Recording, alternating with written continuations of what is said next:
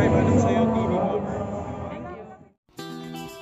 Pumunta nga pala ako mga kaanyong sa Refresh Wellness Clinic para magpa-hair regrowth. Ito nga pala ibang services na kanilang ino-offer. Unang ginawa nga pala nila ay ina-analyze muna ang scalp. Chinek kung healthy ang aking scalp. Ang sabi sa akin, hindi daw healthy kasi medyo oily.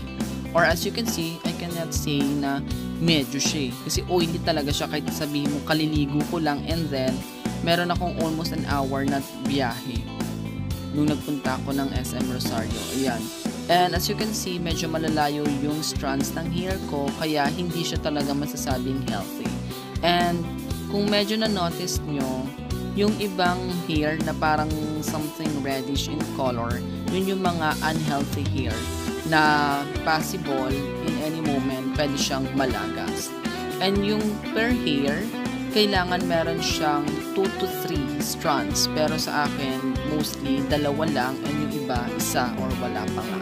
So, kailangan natin talaga ang magpa-hair regrowth or yung nile-laser yung scalp to improve yung health ng aking scalp. Next is, nag-spray ng serum sa aking scalp for affected areas na kailangan magkaroon ng panibagong tubo ng buhok. Ayan, kinakalat siya ngayon. Then, later on, yung next step.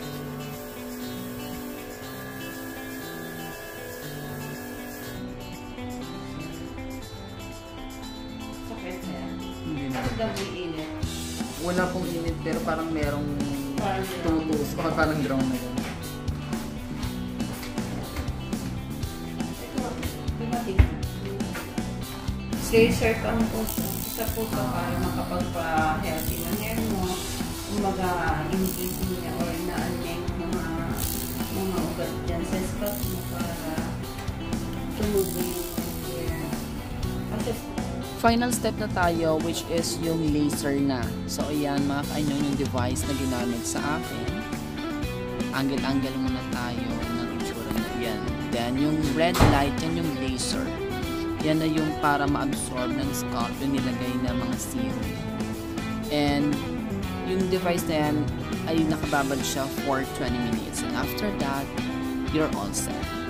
Ayan, then please like and subscribe sa Anong Sayo TV.